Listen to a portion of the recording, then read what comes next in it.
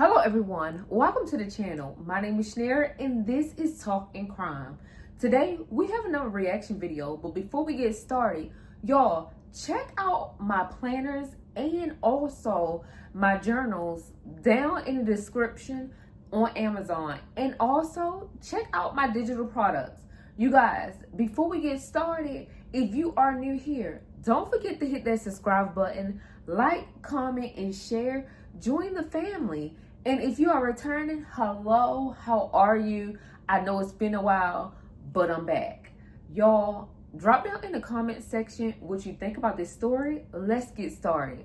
Okay, so here's how I got emancipated at 16, because I've been making all type of videos and everybody got so many questions for me, and I didn't know how I was going to answer everybody's questions because I want to help everybody and tell y'all my story and like what I had to do to get out of the situation and everything, but I just didn't know how to do it. So I am filming this video off my iPad because my phone is broke. I'm going through a rough patch right now. The phone is broke, I don't have no vehicle, clientele slow, got a job, and I'm now staying with another one of my friends right now.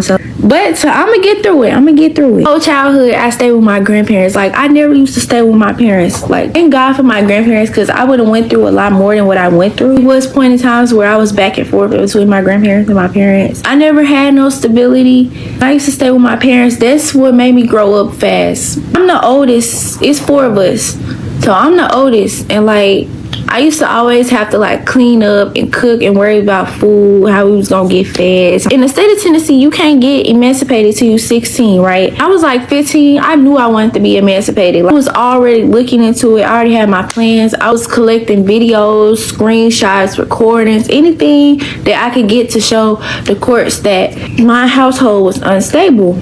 So that's what I did. I like collected it. I took notes. I was writing in my notes on my phone the stuff that they was saying and the stuff that they was doing, so I could keep up with the dates and everything. I was staying with my grandparents, and I knew I wanted to get emancipated because they kept putting me in a lot of family drama. I just didn't want to keep going through that. Like, it was a lot of instability and neglect. I went to go stay with my dad. He did not have a refrigerator. He didn't have a stove, and he was getting food stamps every month for us, but somehow it wasn't no food in the house. The house was filthy. So I went to go stay with him because my other siblings was over there. I was trying to start up my emancipation process, and I knew I wasn't gonna be able to do that if I stayed with my grandparents. Maybe just watching too hard. So I went to go stay with my dad. I bought a refrigerator, I bought a stove, and I kept food in the house.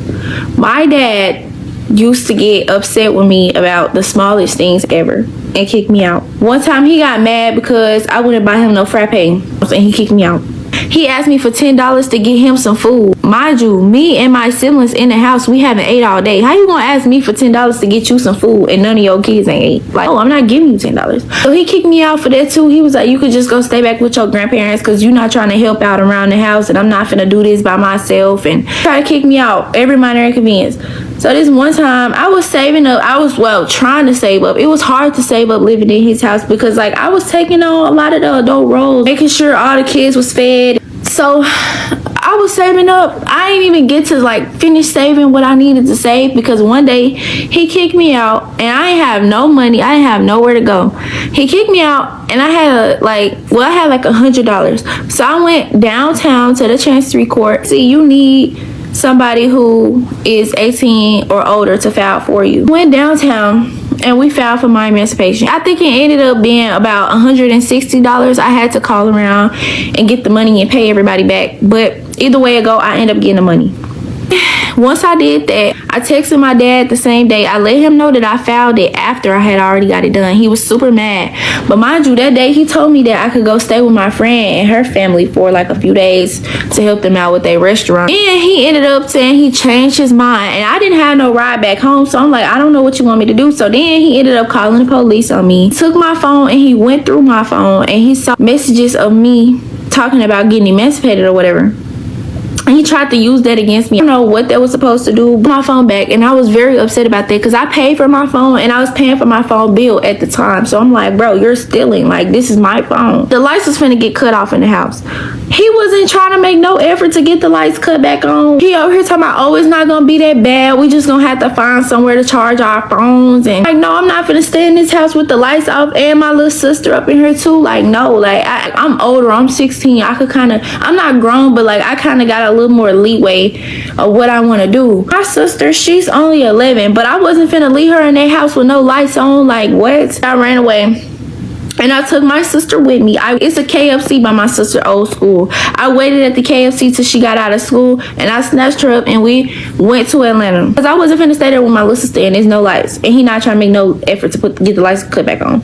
Now, we gonna go half and half on the lights. The light bill was almost $2,000 because he hadn't paid it in months. I'm not finna do that. No, we're leaving. They called the police on me and filed a missing report. We ended up having to go back to Memphis with my dad, charge my nana with some type of charge. I don't even remember. He signed my emancipation papers, but he did not give them like a clear answer on whether he agreed with it or not, but he signed it and he sent it back to the courts. He was lying like he didn't. I don't know what the purpose of that was because like I got the tracking number. I could see it, like, but whatever. Lights was still off. He still was trying to make us stay up in the house. He ended up letting me stay with my auntie for a few days, but then he made us come back because he chose not to communicate with my auntie. And my family, like, they want to talk to adults, but my parents, they don't know how to be adults. So that's where the problem came in at.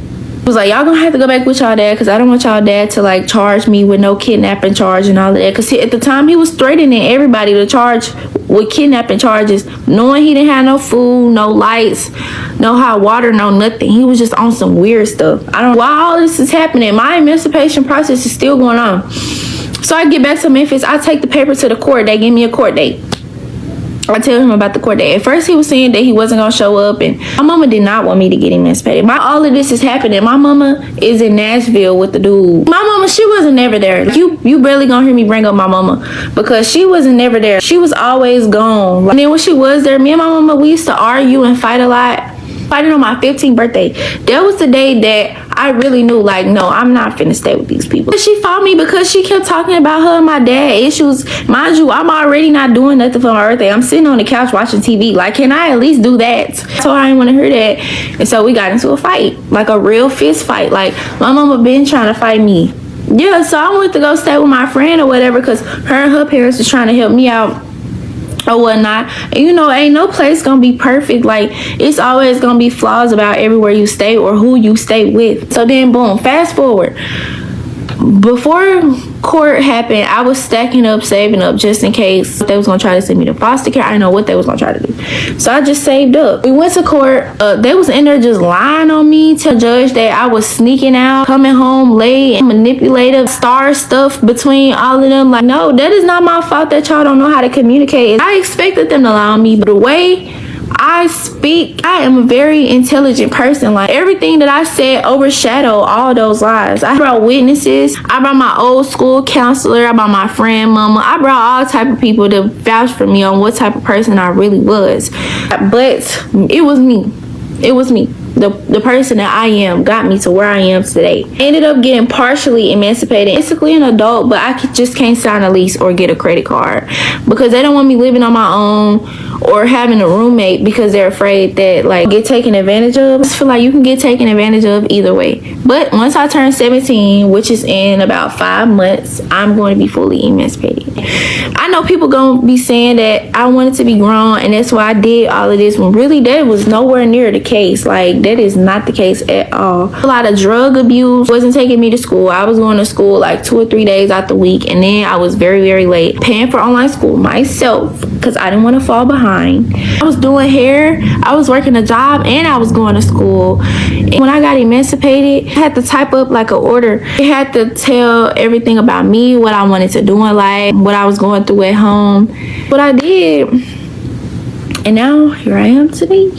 Okay, so in this story, OMG, this is what I'm talking about. Children will go through so much, but this young lady got emancipated on her own. She started researching how to literally do it on her own when she turned 16. She wasn't playing. She got a job, she saved up, and she went and filed. No joke. Because at the end of the day, you want to be safe. And if you already know that you are in a toxic household, or like things ain't going your way, you're not eating, the lights getting turned off, you're not being taken care of, your parents are borrowing money from you, I mean, now you just feel like an adult. Like, you doing all this stuff that adults supposed to do. So why would y'all be surprised that this young lady went and got emancipated on her own so she could do her own thing? Basically, she was doing her own thing in y'all house with y'all around. Now, I don't know, because she thanking her grandparents for, you know, raising her the best they knew how. But at the end of the day, like she said, it really was not her grandparents', you know, responsibility. It was her mother and father, and unfortunately they didn't know how to be adults on their own, leaving her to fend for her 11-year-old sister back and forth from Memphis to Georgia in, what'd she say, Texas or something, some other state that her mother was in. And every single situation made her feel like she had to get on her own. She had to be responsible for herself, and she was just tired of the back and forth. So she emancipated herself so she can make her own decisions.